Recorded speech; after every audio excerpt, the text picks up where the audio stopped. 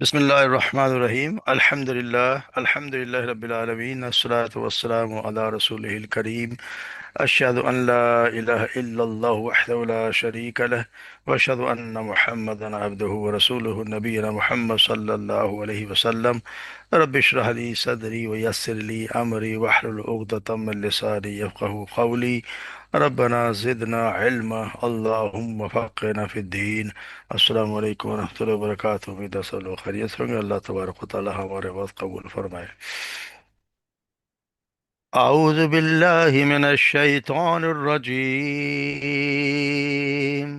بسم اللہ الرحمن الرحیم۔ ام اتخذ مما يخلق بنات واصفاكم بالبنين وَإِذَا بُشِّرَ أَحَدُهُم بِمَا ضَرَبَ الرَّحْمَنِ مَثَلًا ظَلَّ وَجْهُهُ مُسْوَدًّا وَهُوَ كَظِيمٌ أَوَمَن يُنَشَّأُ فِي الْحِلْيَةِ وَهُوَ فِي الْخِصَامِ غَيْرُ مُبِينٍ وَجَعَلُوا الْمَلَائِكَةَ الَّذِينَ هُمْ عِبَادُ الرَّحْمَنِ إِنَاثًا أَشَهِدُوا خَلْقَهُمْ سَتُكْتَبُ شَهَادَتُهُمْ وَيُسْأَلُونَ وَقَالُوا لَوْ شَاءَ الرَّحْمَنُ مَا عَبَدْنَاهُمْ مَا لَهُم بِذَلِكَ مِنْ عِلْمٍ إِنْ هُمْ إِلَّا يَخْرُصُونَ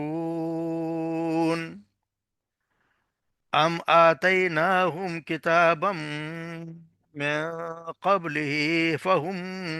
به مستمسكون بل قالوا إنا وجدنا آباءنا على أمة وإنا على آثارهم مهتدون وكذلك ما أرسلنا من قبلك في قرية من نذير إلا قال مترفوها إنا وجدنا آباءنا على أمة وإنا على آثارهم مقتدون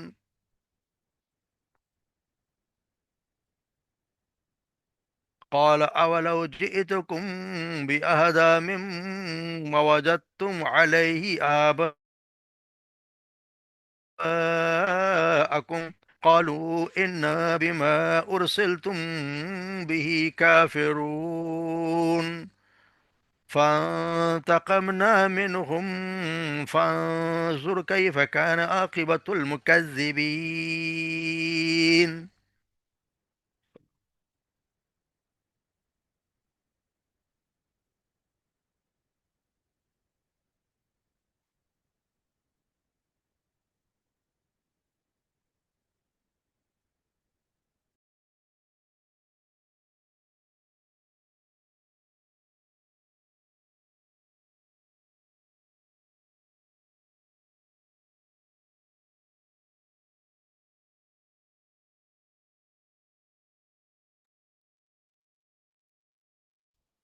ام اتخذ مما، کیا بنا لیا انہوں نے، مما یخلقو، کیا بنا لیا اس نے، مما اس میں سے، یخلقو جو اس نے پیدا کی، بناتم و اسفاکم بالبنین اپنے لیے بیٹیاں، اور چن لیے تمہارے لیے بالبنین تمہارے لیے تمہیں بیٹوں کے لیے چن لیا۔ وَإِذَا بُشِّرَ اور جب خوشخبری دی جاتی ہے، احدہم تم میں سے کسی ایک کو، تم میں سے کسی کو بھی، بما ضرب الرحمانی مثلا جس کے تم مثال دے رہے ہو رحمان کے لیے، یا رحمان کے لیے بیٹے کی مثال دے تمہیں، جس کی تمہیں خوشخبری دی جاتی ہے، ظل وجہہ مسودًا تو وہ چھا جاتی ہے تمہارے چہروں پر سیاہی، وہو کظیم اور وہ غم سے بھرا ہوا ہوتا ہے۔ اومن ینشأ، پس کیا جو ینشأ فی الحلیہ، جو پلتی ہے یا جس کی پرورش کی جاتی ہے ہلیہ زیورات میں، زیوروں میں، وہ فی الخصام غیر مبین، اور وہ جو جھگڑے کے وقت واضح طور پر بیان بھی نہیں کر سکتی، یعنی عورت کوئی بات کو واضح طور پر بیان بھی نہیں کر سکتی۔ وَجَعَلُوا الْمَلَائِكَةَ الَّذِينَ هُمْ عِبَادُ الرَّحْمَنِ إِنَاثًا، اور وَجَعَلُوا، اور انہوں نے بنا لیے، الملائکۃ فرشتوں کو، الذین ہم، جو کہ ہم عباد الرحمن، جو اللہ کے بندے ہیں، اناثا عورتیں، یعنی انہوں نے مؤنث بنا دیا فرشتوں کو۔ اشاہدو، کیا تم موجود تھے یا تم گواہ تھے، خلقہم، ان کی پیدائش کے وقت، ستکتبو شہادتہم ویسألون، تو ہم لکھ لیں گے، یعنی کہ ہم لکھ رہے ہیں یا لکھ لیں گے جو تمہاری شہادہ، یا جو تم جو گواہی دے رہے اس کو، ویسألون، اور تم سے ضرور پوچھا جائے گا، اس بات کے بارے میں پوچھا جائے گا کہ تم کیا کہتے رہے ہو۔ وقالو، اور انہوں نے کہا، لو شاء الرحمن ما عبدناہم، اگر چاہتا رحمان، ما عبدناہم، تو ہم ان کی عبادت نہ کرتے، عبدنا، ہم عبادت نہ کرتے، ہم ان کی، ما لہم بذالک من علم، اور کیا ہوا، کیا ہے انہیں کہ بذالک من، کیا ہے ان کے پاس کوئی اس کے بارے میں علم، کیا ان کے پاس کا کوئی کچھ بھی علم نہیں ہے ان کے پاس، ان ہم الا، نہیں ہے مگر وہ، یخرسون، اٹکل کے انداز اٹکل پچو ایسے ادھر ادھر کی باتیں کر رہے ہیں۔ ہم آتیناہم کتابن، کیا ہم نے آتینا عطا کیے ہم انہیں کوئی کتابن کوئی کتاب، من قبل ہی، اس سے پہلے، فہم بھی مستمسکون، کہ کیا اسے پھر وہ اسے تھامے ہوئے ہیں، ہم نے ان کو کوئی ایسی کتاب دی ہے جو اس کو وہ تھامنے والے ہیں۔ بل قالو، بلکہ انہوں نے کہا، انا وجدنا آباءنا، بلکہ ہم نے پایا، آباءنا، اپنے آبا و اجداد کو، علی امتن، ایک طریقے پر، و انا علی آثارہم، اور بے شک ہم انہی کے نقش قدم پر، مہتدون، چلنے والے ہیں، راہ پانے والے ہیں ان کی، اور اس کے بعد چلنے والے ہیں۔ وَكَذَلِكَ، اور اسی طرح، ما ارسلنا من قبلک، نہیں بھیجا ہم نے، من قبلک، آپ سے پہلے، فی قریۃ، کسی بستی میں، من نذیر، کوئی ڈرانے والا، الا، مگر، قال مترفوها، کہا اس کے خوشحال لوگوں نے، یعنی مالدار لوگوں نے، انا وجدنا آباءنا علی امہ، انا، بے شک ہم نے پایا اپنے آبا و اجداد کو ایک طریقے پر، و انا، اور بے شک ہم، علی آثارہم، انہی کے نقش قدم پر، مقتدون، چلنے والے ہیں، کیا ہوتے ہیں نا، امام کے بھی چلنے والے مقتدی ہوتے ہیں، جس طرح ہم انہی کی پیروی کرنے والے ہیں۔ قال، انہوں نے، یعنی ان کا رسول نے کہا، اولو جئتکم، کیا اگر، جئتکم، میں لے آؤں تمہارے پاس، بِأَهْدَى مِمَّا وَجَدتُّمْ عَلَيْهِ آبَائِكُمْ، اس سے زیادہ ہدایت یافتہ، بِأَهْدَى، زیادہ ہدایت یافتہ،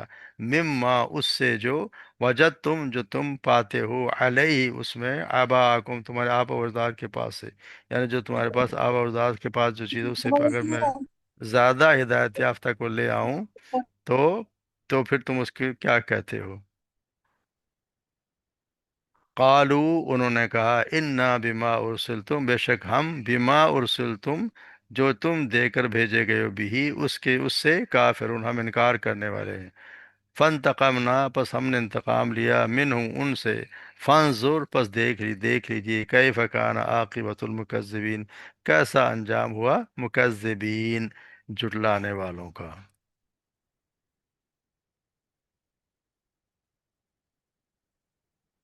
تو یہاں اللہ تبارک و تعالیٰ مشرکین مکہ کی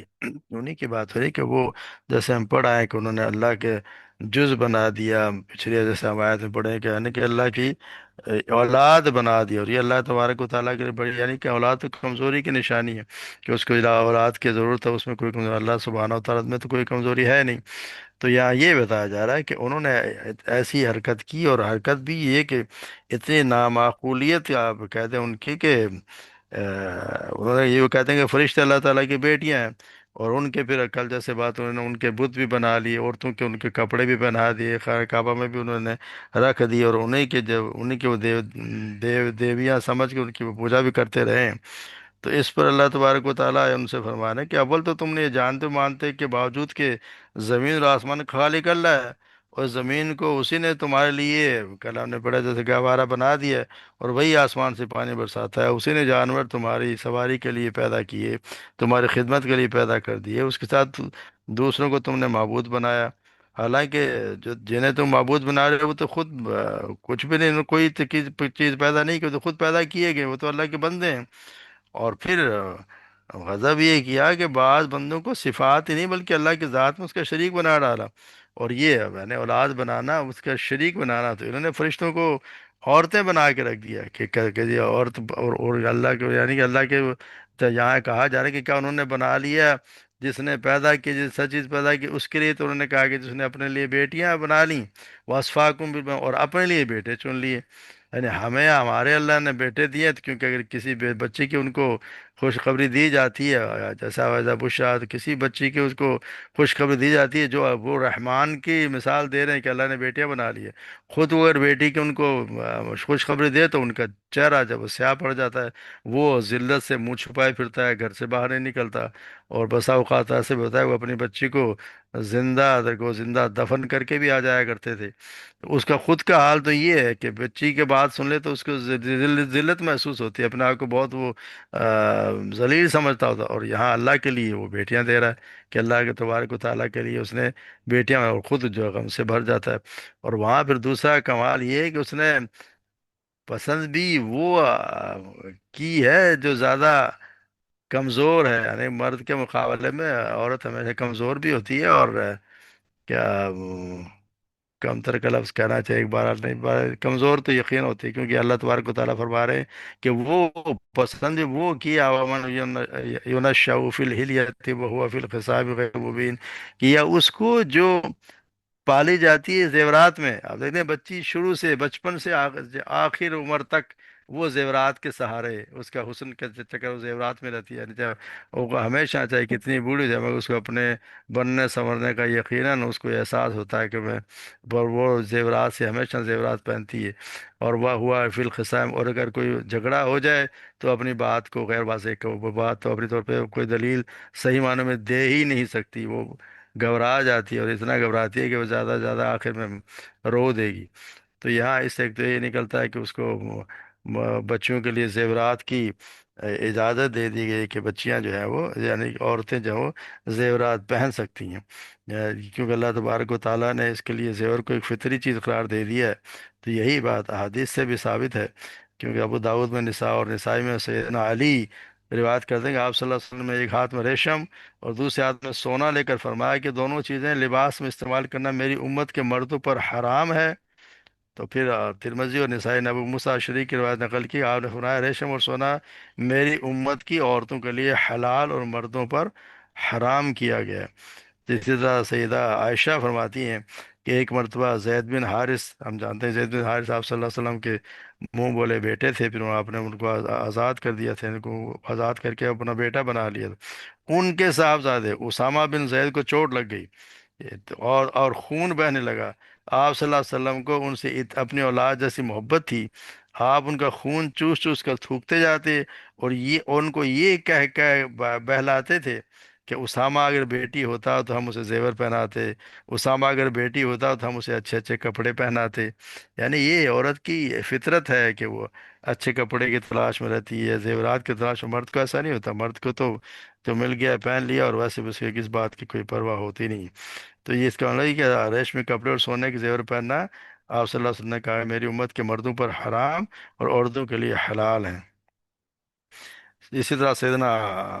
عمر بن عاص کی روایت ہے کہ ایک مرتبہ دو عورتیں آپ صلی اللہ علیہ وسلم کی خدمت میں حاضر ہوئیں اور وہ سونے کے کنگن پہنے ہوئے تھیں، تو آپ نے فرمایا کیا تم پسند کرتی ہو کہ اللہ تمہیں ان کے بدلے آگ کے کنگن پہنائے؟ انہوں نے عرض کیا کہ نہیں، تو آپ نے فرمایا تو ان کا حق ادا کرو، یعنی ان کی زکوٰۃ نکالو۔ سیدہ عائشہ کا قول ہے کہ زیور پہننے میں مذائقہ نہیں ہے، بشرطے کہ اس کی زکوٰۃ ادا کر دی جائے۔ इसी तरह सैयदना उमर ने सैयद हज़रत अबू मूसा अशरी को लिखा कि तुम्हारी अमलदारी में जो मुसलमान औरतें रहती हैं उनको हुक्म दो कि अपने जेवरों की ज़कात निकालें। इसी तरह सैयदना अपना इमाम अबू हनीफा ने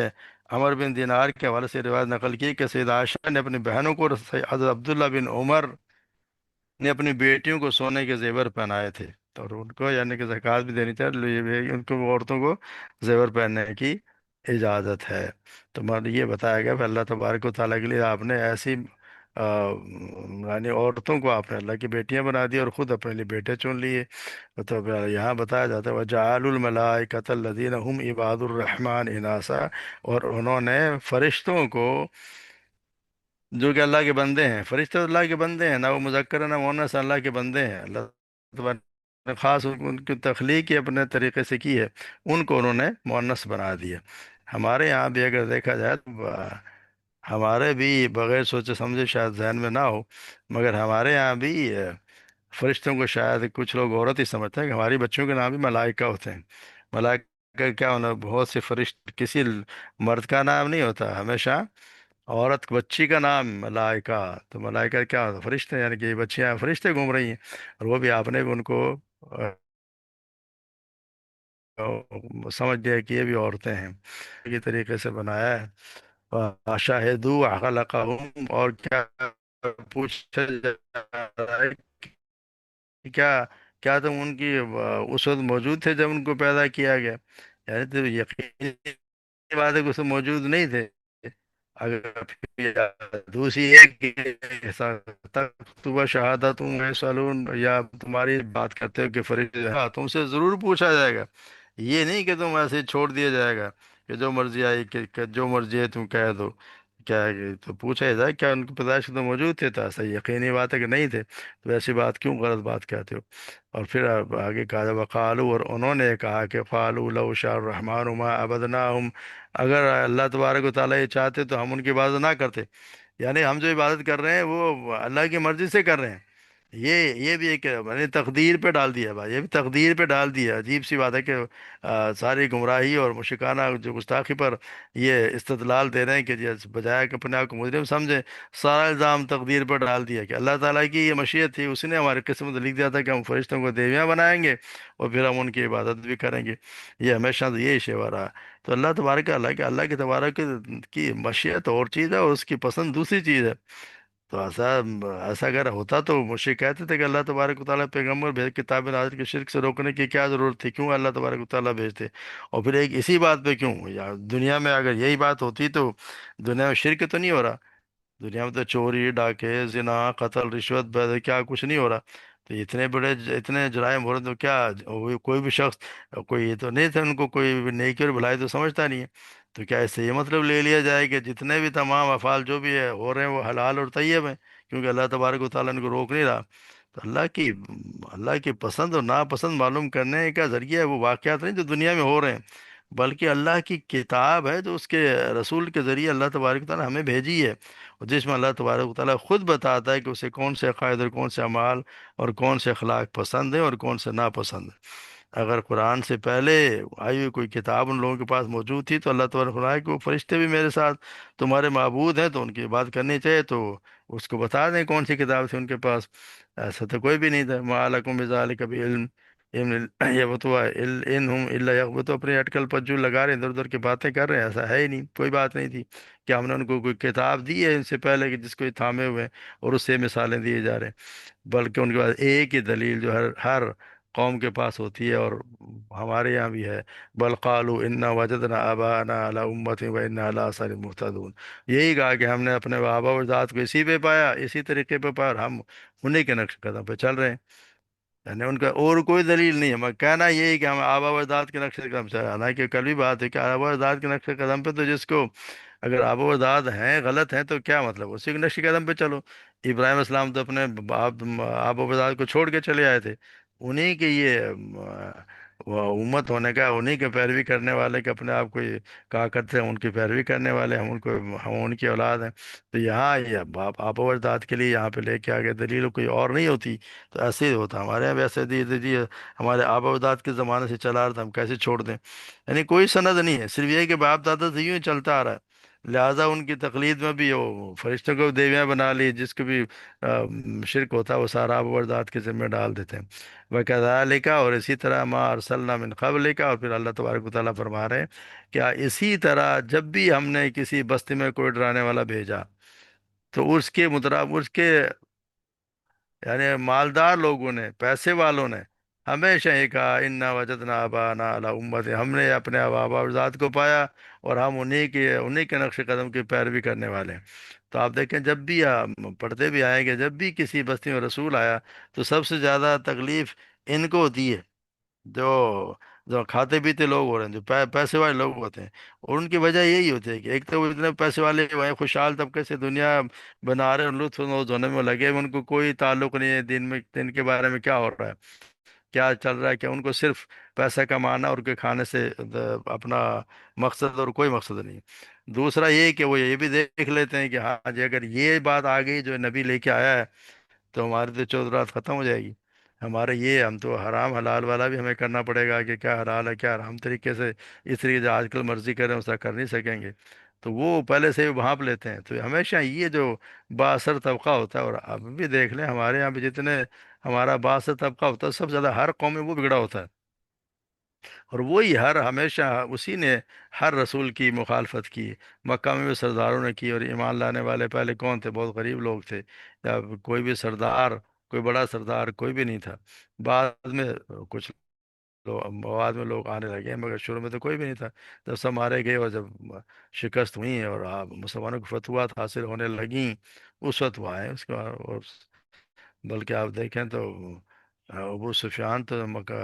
فتح مکہ کے وقت وہ تو اسلام لے کے آئے، تو اب ان کی دلیل وہی تھی جو پہلے ان لوگوں نے دی ہے کہ ہمارے آبا و اجداد اسی پہ چلتے آ رہے ہیں تو ہم بھی اسی کی پیروی کرنے لگے۔ حالانکہ جب رسول یہ کہہ رہے ہیں کہ اگر میں تمہیں وہ راستہ بتاؤں جو زیادہ ہدایت یافتہ ہے جس پہ تم نے اپنے آبا و اجداد کو پائے، تو پھر کیا کہتے ہو؟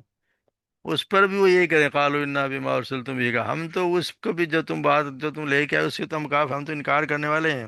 ہم تو بات ماننے کے لیے تیار ہی نہیں ہیں، آپ کچھ بھی کہہ دیں ہم نے تو وہی کرنا ہے جو ہمارے آبا و اجداد، کیونکہ ہماری